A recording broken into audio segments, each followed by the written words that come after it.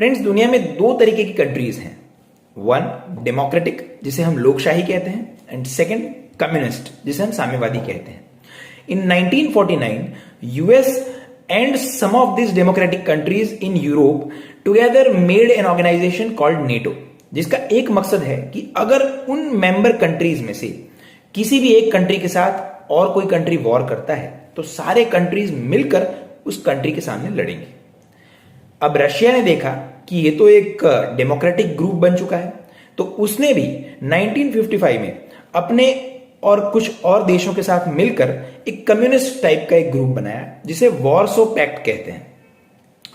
अब Warsaw pact तो वहीं के वहीं रह गया, लेकिन नेटो एक्सपैंड करता गया, उसके मेंबर्स बढ़ते गए, वो अपने अंदर और मेंबर्स जोड़ता गया।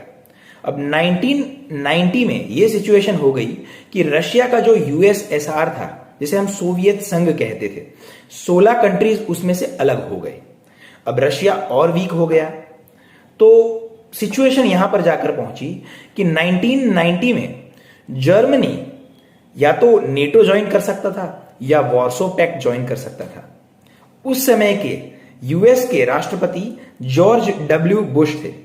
उन्होंने रशिया के राष्ट्रपति जो कि मिखाइल गोर्बाचोव थे, उनको एक आश्वासन दिया कि अगर जर्मनी नेटो ज्वाइन करता है तो इसके बाद हम किसी भी कंट्री को नेटो में नई सदस्यता नहीं देंगे। इसका मतलब कि हम नया मेंबर नहीं बनाएंगे।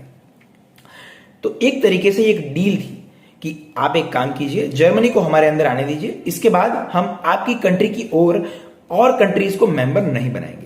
रशिया ने देखा कि एक अच्छा सौदा है, यह सोचकर रशिया वो बात पर अग्री हो गया और जर्मनी को नेटो में ज्वाइन होने दिया।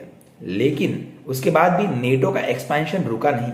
उसके बाद 2000 में, 2004 में, 2017 में नेटो मेंबर्स ऐड करता गया। अब रशिया को लगा कि उसके साथ तो धोखा हुआ है, क्योंकि नेटो के मेंबर्स धीरे धीरे बढ़ते रशिया को बहुत सारी अलग अलग डायरेक्शन से बॉर्डर तक घेर लिया था। मतलब कि एक तरीके से बोल सकते हैं कि रशिया के बॉर्डर्स पर नेटो की आर्मी लग चुकी थी। रशिया ने सोचा कि ये फ्यूचर के लिए बहुत ही डेंजरस है।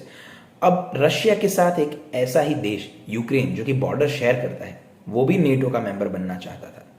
और रशिया ने यूक्रेन को नेटो का मेंबर बनने से काफी बार रोका। पहले उसे पैसे दिए, फिर उसे धमकाया, लेकिन फिर भी यूक्रेन टस का मस नहीं हुआ। उसने सोचा कि अगर मुझे खुद को रशिया से प्रोटेक्ट करना है तो मुझे नेटो का मेंबर बन जाना चाहिए।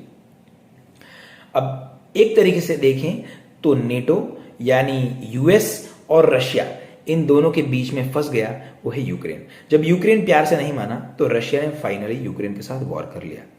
तो इसमें क्या सिर्फ रशिया की गलती है? May be not.